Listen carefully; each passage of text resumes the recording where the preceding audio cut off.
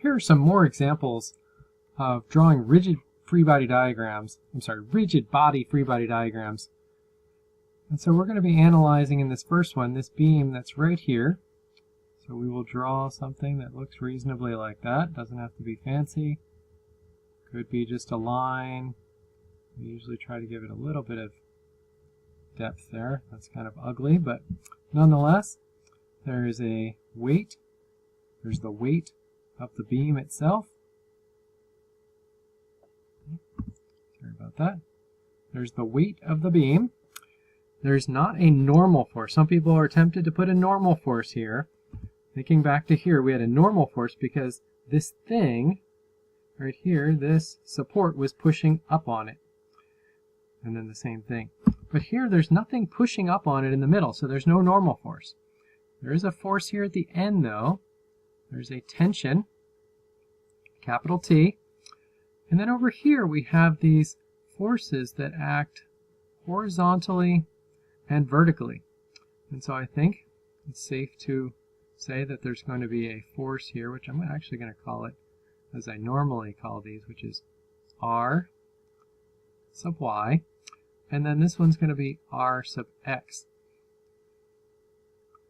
And if we think back to the last page, the first example, we had this force, this R sub x, acting horizontally, and it was to the right.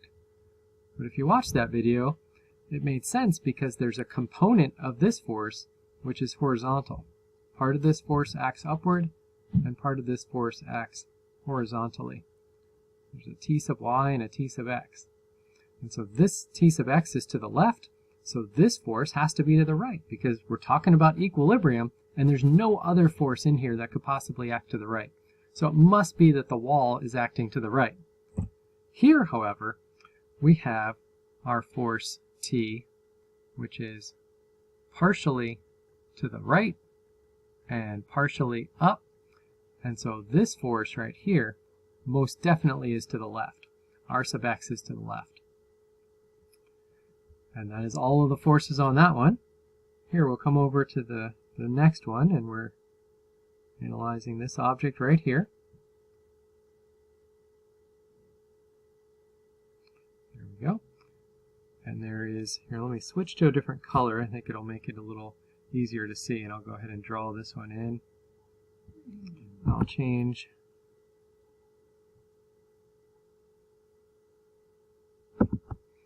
here we go. So each of the objects has a weight. So there's the weight of the beam. That's going to be true in this one as well. And then we think about the things that it's touching. So we can see here it's touching that rope or cable, which is straight upward. That is, I'm looking at this diagram, that looks like it's totally, completely upward. And so here we're going to have an R sub y. And now you're thinking, okay, which way is this R sub x? Is it left or right? Turns out it's neither. Look at the horizontal forces that are at work. There's no horizontal forces in here, and so there's not going to be any force here. Okay, so we can just make a note, R sub x equals 0. There isn't one. And then right here we've got a bucket sitting on the end, so we've got the weight of the bucket. That's near the end. The center of the bucket is not quite at the end, which is why I drew it like this. And then we've got a cable touching it, and that cable appears to be right in the middle. Something like that. I didn't do a real good job with the angle. In a real problem, you'll be given the angle, or you'll be asked to find it. But that won't be, you can actually label the angle. And then here we've got an R sub x, which is going to be horizontal to the right to offset the T sub x, which is to the left. And then we'll have an R sub y upward.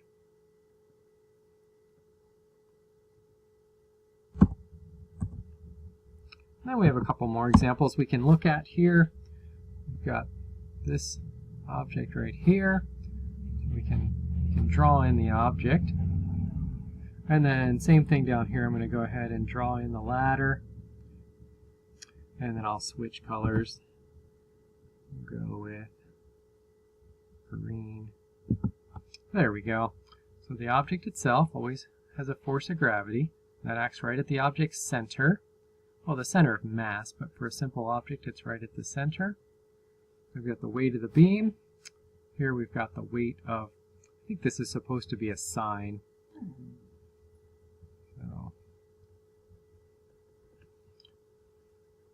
So we have a weight of sine. And then we've got a tension acting, let's say it's right about here. And then here we're going to have an r sub x and an r sub y. So if we look at the horizontal forces, we have only t acting in the horizontal direction other than r sub x. T's a little bit to the right, so that means this needs to be to the left. And then this is probably going to be an upward force. The vertical ones, whether they're up or down, can be a little trickier, but I think all of these r sub y's have been upward so far. All right, finally, we've got this ladder, and there's a fireman climbing up it, and the fireman's weight is balanced on those two steps. I mean, he's touching the ladder there, but I think most of his weight's concentrated there. And then the center of the ladder is approximately right there. So we have the, let's see, that looks like the center there. So we have the weight of the ladder, and then a little further down, we have the weight of the firefighter. And then, okay, well, what else is touching the ladder? Well, the floor is touching it. So there's a normal force here from the floor. And the wall is touching it. So there's a normal force from the wall. And then what else? Right now there's only one horizontal force. So there's no way that can be it. There has to be something else, or else this ladder is going to slide out. And what do you think would stop this ladder from sliding? It would be friction. Which type of friction? Well, if the ladder's not moving, it's static friction. Same thing up here. Static friction. So we'll call that static friction from the wall, and call this static friction from the floor. All right, so that gives you several more examples of drawing rigid body, free body diagrams. Once we start doing problems, we'll be labeling angles. Okay, so if we have a certain angle in here, we'll be labeling like what this angle is and what this angle is. And we'll be labeling distances from our axis of rotation. So for example, if we call this our axis of rotation, we'll be labeling like this is 0.2 meters from here to here. And this is 0.6 meters from here to here, and so on.